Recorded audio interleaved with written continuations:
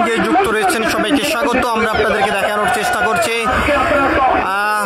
নির্বাচন ভবনের সামনের থেকে সরাসরি যুক্ত হয়ে 5টি দাবি নিয়ে ইসলামিক 8 রাজনৈতিক দল আজ সকাল থেকেই জড়ো হতে শুরু করেছেন আগারগাঁও এলাকায়। এখান থেকে তারা যেমনটি দাবি করে যাচ্ছেন 5টি দাবি: পিয়ার পদ্ধতি নির্বাচন, জুলাই সনদ আইনি ভিত্তি সহ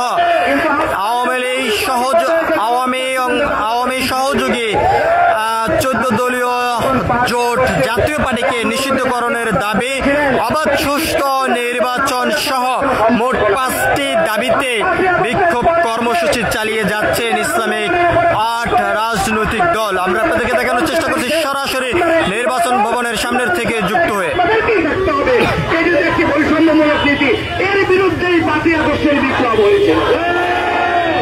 আপনারা যদি আবারও এই ফ্যাসিবাদের মতো আজকে আমাদের নোয়াখালীতে মা বোনদেরকে আপনারা নির্বাচনে, আমি ধরে নিলাম তালিমুল কোরআন প্রোগ্রামও না, এটি জামাতের নামে ঘোষিত কোন মহিলাদের প্রোগ্রাম, তাহলে জামাত একটি বৈধ রাজনৈতিক সংগঠন। আপনি জামাতের মহিলাদের প্রোগ্রামে বাধা দেওয়ার অধিকার আপনাকে কে দিয়েছে? আপনি জামাতের রাজনৈতিক অধিকার ক্ষুণ্ণ করার দায়িত্ব আপনাকে বাংলাদেশ সরকার দেয় নাই। সুতরাং যারা আবারও ফ্যাসিবাদ হয়ে ওঠার স্বপ্ন দেখছেন, হুঁশিয়ার করে দিতে চাই, ফ্যাসিবাদকে কিভাবে মোকাবেলা করতে হয় বাংলাদেশের প্রতিটি মানুষ তা ইতিমধ্যেই জেনে গেছে। আবার যদি ফ্যাসিবাদ হয়ে ওঠার চিন্তা করেন, শেখ হাসিনা তো ভারতে পালাতে পেরেছে, আপনাদের কিন্তু বাংলাদেশ পৃথিবীর ইতিহাসে পৃথিবীর কোন এক জায়গা হবে না, পালাতেও পারবেন না।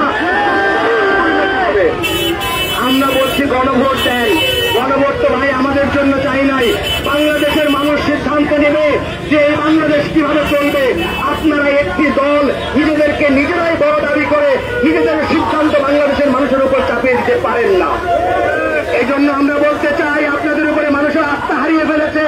মানুষ ইতিমধ্যে তাদের রায় দিয়ে দিয়েছে ডাকসু, চাকসু, রাকসু এবং ডাকসুকে। আপনারা সেটি মানতে পারেন না বলে আপনাদের এখন গাপ্পদাহ শুরু হয়েছে। গাপ্পদাহ বন্ধ করুন। আপনাদেরকে বলবো, ইতিহাসটাকে শিক্ষা গ্রহণ করুন। আমরা আপনাদেরকে ফ্যাসিবাদের কাতারে দেখতে চাই না।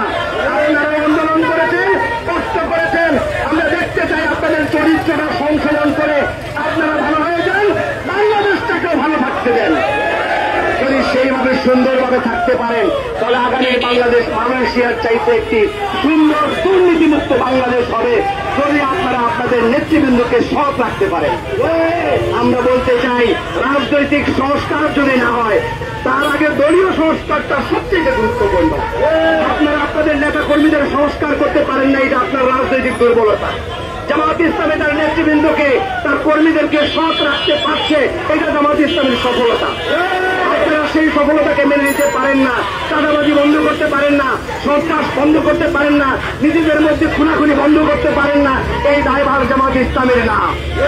আপনাদের জন্য এখনই নির্বাচন হতে হবে, এটি কোনো জরুরি বিষয় না।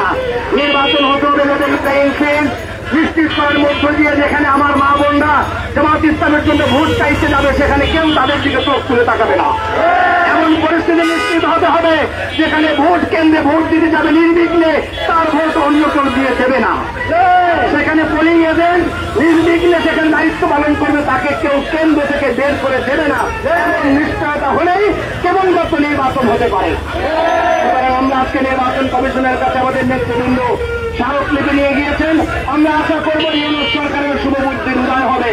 ইতিমধ্যে শেখ হাসিনাও কিন্তু বলে দিয়েছে যে বাংলাদেশে জামাত এবং ইসলামী ছাত্র শিবির তারা কিন্তু যদি কোনোভাবে আবার ক্ষমতায় আসে তাদেরকে দেখে নেবে, কারণ তারা জানে গোটা 5ই আগস্ট থেকে এই আন্দোলনে জামাত এবং ইসলামী ছাত্র শিবিরের ভূমিকা কি ছিল। সুতরাং আপনারা যতই জামাত এবং ইসলামী ছাত্র শিবিরকে আপনারা চাপিয়ে রাখার চেষ্টা করেন না কেন, বাংলাদেশের মানুষ ইতিমধ্যেই জেনে গেছে যে আগামী দিনের বাংলাদেশ জামাত ইসলামের কাছে নিরাপদ। আমরা একটি সুখী সমৃদ্ধ বাংলাদেশ আগামী দিনে এই জাতিকে উপহার দেব, এটি আমরা ওয়াদাবদ্ধ। আমাদের আমিরের জামাত ইতিমধ্যে প্রতিশ্রুতি দিয়েছেন। সুতরাং তেমন একটি বাংলাদেশ গড়ার জন্য আপনাদেরকেও আমরা বলবো, আপনারা চরিত্র সংশোধন করে জাতির পালস বোঝার চেষ্টা করুন। আপনাদের রাজনৈতিক সুবিচার বন্দোবস্ত ভালো হবে ইনশাআল্লাহ। আর যদি রাজনৈতিক পালস বুঝতে ব্যর্থ হন, তাহলে মনে রাখবেন আপনাদের পরিণতি সবচাইতে শোচনীয় হবে। আমরা আশা করব আপনারা আপনাদেরকে সংশোধন করে মানুষের পাল্টুপতি আগামী দিনের রাজনৈতিক কর্মসূচি নির্ধারণ করবেন। সবাইকে ধন্যবাদ। আসসালামু আলাইকুম। সংগ্রামী ভাই এবং বন্ধুগণ, আপনারা জানেন আজকে আমরা কেন এখানে হাজির হয়েছি।